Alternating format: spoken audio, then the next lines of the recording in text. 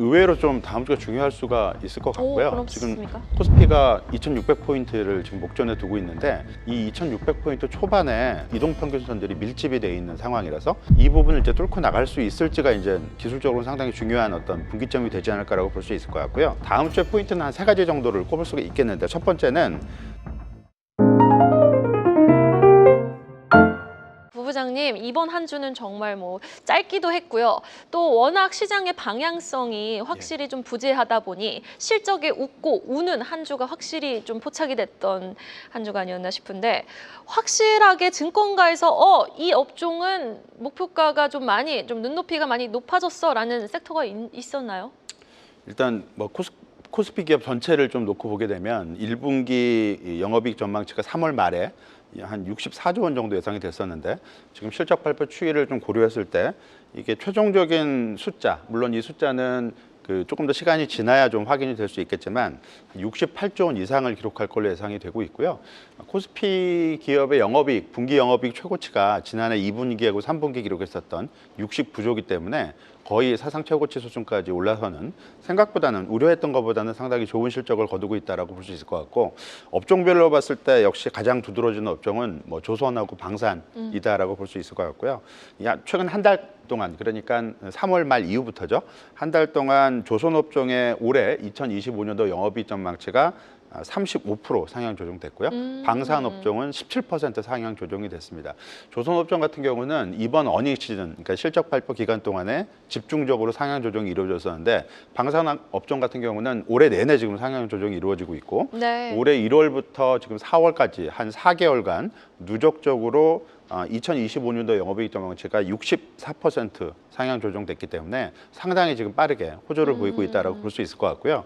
2025년도 실적 전망치뿐만이 아니라 2026년도 영업이익 전망치도 같이 상향 조정되고 있는 거기 때문에 실적에 대해서 물론 뭐 많이 올라서 가격에 대한 부담은 분명히 있는 거지만 실적 모멘텀 측면에서는 뭐 흔들림이 좀 없다라는 쪽으로 해석이 가능하지 않을까라고 볼 수 있을 것 같고요. 이 밖에 뭐 반도체, 그다음에 화장품, 의류업종, 그리고 증권업종이 큰 폭은 아니지만 상향 조정이 이루어지고 있는 업종이다라고 볼 수 있을 것 같고, 전반적으로는 앞에서 말씀드린 대로 실적이 상당히 좋은데 주가가 그렇게 탄력적으로 반응하지 못하고 있는 이유가 1분기, 2분기까지는 실적 전망이 좋을 것 같은데 하반기에 이 관세 영향이 본격화되면 수요가 둔화되면서 이익이 좀 내려가지 않을까라는 우려감이 있는 거고요. 네. 대표적으로 이런 부분이 이제 반도체 업종에 이제 작용한다라고 볼 수 있기 때문에 관세 영향에 따른 전 세계 수요가 얼마만큼 견고할 수 있을지 이런 과정들을 좀 확인해 나가는 과정이 좀 필요하지 않을까라고 볼 수 있을 것 같습니다. 네, 알겠습니다. 그럼 저는 방산에 조금 더 포커스를 맞춰서 질문을 하나 더 드려보고 싶은데, 지금 인도 파키스탄 분쟁도 지금 뉴스로 연일 업데이트가 되고 있는 상황 속에서 수주 잔고는 계속해서 쌓여가고 있는 방산 업종. 지금 시점에서도 나 지금 뭐 매도를 하셨거나 아니면 어느 정도 물량 정리를 하셨던 분들은 다시 들어갈까라는 생각도 드실 수 있을 것 같고, 신규 매수 관점에서도 아직 조금 상승룸이 많이 남아있나라는 질문 하실 수 있을 것 같은데, 방산주의 추가 상승, 뭐 조선주의 추가 상승 5월에도 계속될까요? 추가 상승은 분명히 가능할 것 같고요. 근데 주가가 많이 올랐죠. 많이 올르고 밸류에이션 부담 분명히 있는 거고요. 이런 부분들은 어떤 변동성 위험에 대한 리스크가 분명히 있습니다. 따라서 일단 기존에 보유를 하고 있는 분들은 변동성 위험을 어느 정도는 감내하고 유지를 할 수 있다라고 보여지는데, 신규 진입 같은 경우는 고민이 뒤따를 수밖에 없는 것 같고요. 다만 주식이라는 게 일단 그래서 주도주는 과열을 피할 수 없는 거고, 네. 이 과열 자체가 주가 고점을 의미하지는 않는 거기 때문에 이런 부분들을 뭐 우선적으로 내세울 필요는 없는 거고요. 중요한 거는 앞에서 말씀드렸던 대로 이익 전망치 그리고 업황에 대한 기대치, 이게 계속 유효하게 유지될 수 있느냐, 이 부분을 체크를 해야 되는데 아직까지는 이 두 가지 모두 다 긍정적인 쪽으로 작동을 하고 있는 거기 때문에 주가가 이미 고점을 치고 이제 내려갈 사이클로 전환되는 시점이 머지않았다, 이렇게 보기는 좀 이르다라고 볼 수 있을 것 같습니다. 네, 알겠습니다. 트럼프 행정부가 이제 영국과 첫 무역 합의에서 자동차 쪽에 대한 품목별 관세 좀 10%로 낮추기로 합의를 했습니다. 이에 따라서 오늘 시장 대비 자동차주들은 선별적인 상승 흐름을 보였거든요. 일시적 상승일까요?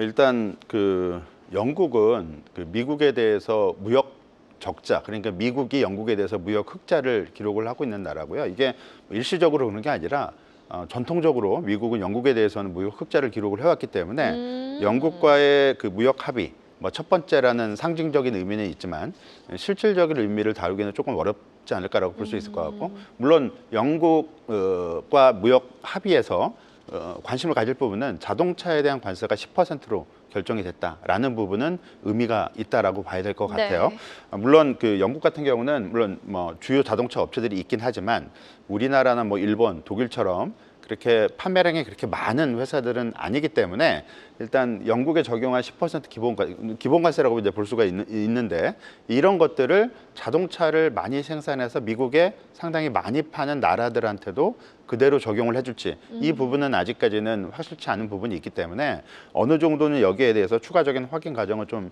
불가피하다라고 볼 수 있을 것 같고 다만 미국이 이번에 관세 협정을 체결하는 과정에서 핵심 우방국가 그렇지 않은 국가들을 약간 어떤 뭐 등급별로 이렇게 나누는 어떤 경향을 보이고 있기 때문에 한국도 핵심 우방국에 들어가는 나라이기 때문에 한국의 자동차 관세 이런 부분들이 과도하게 높은 수준으로 체결이 안 될 가능성은 어느 정도 있다라고 봐야 될 것 같고요. 한국 정부도 아무래도 미국과의 우리나라의 미국에 대한 무역 수지 흑자 상당 부분이 자동차하고 자동차 부품에서 발생을 하기 때문에 정책 협의 이런 과정의 어떤 포커스를 자동차에 초점을 맞춰서 두지 않을까라고 볼 수 있을 것 같습니다. 네, 그렇군요. 알겠습니다. 자, 지금 트럼프 대통령의 유연한 행보에 관세 전쟁에 대한 우려가 한 고비를 넘기면서 시장의 시선은 이제 기업들의 개별 실적에 좀 주목을 하고 있는 모습이 연출이 되고 있는 상황입니다.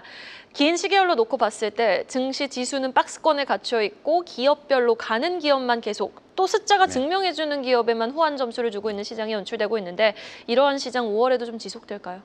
뭐 당분간은 이어지지 않을까라고 볼 수 있을 것 같고요. 시장 흐름 자체가 일단 그 거래 자체가 급격히 이제 늘어나고 전반적인 투자 심리가 살아나는 분위기로 가는 흐름이라면 이 특정 업종에 편중된 움직임이 상당 부분은 확산되는 양상으로 발전이 될 수 있을 수 있겠는데 지금은 아직까지는 그런 상황은 아닌 것 같고요.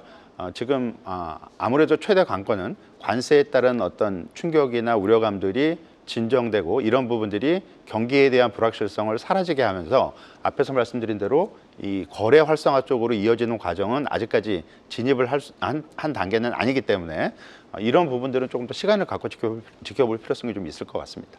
네, 알겠습니다. 자, 연휴 이후 마주한 국내 증시는요, 이슈에 따른 업종별 순환매 양성이 아주 짙었던 한 주가 아니었나 싶었습니다. 그리고 뭐 3거래일밖에 되지 않았고요. 이렇게 지금 지수의 상승과 하락이 다소 막혀 있는 상황 속에서 다음 주 주간 증시 전망을 좀 해주신다면은 주요 체크 포인트 어디에 좀 두고 집중을 해보면 좋을까요? 일단 의외로 좀 다음 주가 중요할 수가 있을 것 같고요. 그렇습니까? 지금 뭐 코스피가 2,600포인트를 지금 목전에 두고 있는데 이 2,600포인트 초반에 주요 이제 그 이동평균선들이 밀집이 돼 있는 상황이라서 중기 이동평균선, 장기 이동평균선이 밀집이 돼 있어서 이 부분을 이제 뚫고 나갈 수 있을지가 이제 기술적으로 상당히 중요한 어떤 분기점이 되지 않을까라고 볼 수 있을 것 같고요. 다음 주에 포인트는 한 3가지 정도를 꼽을 수가 있겠는데 첫 번째는 지금 코스피가 오늘까지 4주 연속 지금 상승을 기록을 하고 있는데 올해 그 초죠. 올해 1월 달에 5주 연속 상승을 기록한 적이 있었고 그 이후에는 지금 4주 연속 상승이 처음이기 때문에 다음 주까지 이런 흐름이 이어질 수 있을지 그리고 자연스럽게 다음 주에도 이런 흐름이 이어진다면 앞에서 말씀드린 대로 중기적인 어떤 분기점을 이제 돌파하는 흐름을 가져갈 수가 있는 거기 때문에 기술적으로는 그 시장 흐름 측면에서는 다음 주가 상당히 좀 의외로 중요한 이벤트가 될 수 있을 것 같고요. 따라서 주말에 지금 예고가 되고 있는 트럼프 대통령의 어떤 중대 발표 그리고 중국과의 무역 협상의 진척 과정. 물론 이거 단번에 해결이 안 되는 문제겠지만 네. 첫 단추를 어떻게 잘 끼느냐 이게 이제 포인트가 될 것 같고요. 두 번째 포인트는 다음 주에 미국의 중요한 지표들이 발표가 예정이 돼 있습니다. 4월 달 소비자 물가 지수랑 4월 달 소매 판매 동향이 발표가 되는데 4월 달은 관세 영향을 직접적으로 이제 받기 시작하는 달이기 때문에 관세 영향 하에서 초기 국면 하에서 미국 물가가 어떤 반응을 보였을지 특히 중고차 가격이 미국에서 좀 많이 올라가고 있기 때문에 이게 물가에 어떤 영향을 미쳤을지를 살펴봐야 될 것 같고요.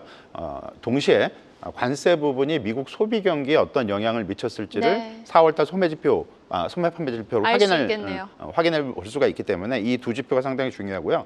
마지막으로 이제 관심을 가질 포인트가 외국인 동향인데 일단 외국인들은 너무 오랫동안 한국 시장에서 팔고 있어서 외국인 순매수에 대한 어떤 감각이 그렇게 즉각적이진 않습니다. 근데 네. 오늘도 외국인이 뭐 코스닥 시장에서는 팔았지만 코스피 거래소 시장 기준으로는 순매수를 기록을 했고요. 지금 3일 연속 사고 있어요. 예, 맞습니다. 3일 연속 주는 계속. 순매수고 네. 뭐 영업일수는 짧지만 5월 달에 들어서도 지금 순매수를 기록을 하고 있어서 지금 10개월 만에 월간 기준으로는 순매수 전환을 기록을 하고 있는데 이 외국인 동향을 왜 주목하냐면 한국 시장에서만의 외국인 순매수라면 일시적인 거라고 볼 수가 있겠는데 4월 25일 이후에 신흥국 시장에서 외국인이 다 순매수를 기록을 하고 있습니다. 대만 시장, 뭐 인도 시장, 그리고 다른 아시아 신흥국, 심지어는 중남미 시장에서도 외국인 순매수가 기록이 되고 있기 때문에 동시에 이 기간에 신흥국 통화 가치가 같이 이제 오르고 있거든요.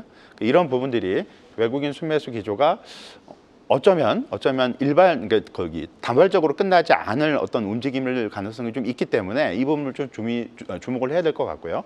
외국인 순매수가 5월 중에 순매수 기조를 이어가게 된다면 수급적인 측면에서는 상당히 큰 호재가 될 수가 있기 때문에 이런 부분들이 다음 주에도 이어질 수 있을지, 그리고 외국인 순매수가 우리나라 주력 업종이죠. 그러니까 반도체나 자동차, 금융 이런 쪽으로 유입이 시작될 수 있을지 이 부분을 관심 있게 좀 지켜볼 필요성이 있는 다음 주가 되지 않을까라고 볼 수 있을 것 같습니다. 네, 알겠습니다. 여기까지 들어보도록 하죠. 지금까지 우리은행 더블엠솔루션 박석현 부부장과 함께해봤습니다. 오늘 말씀 고맙습니다. 예, 감사합니다.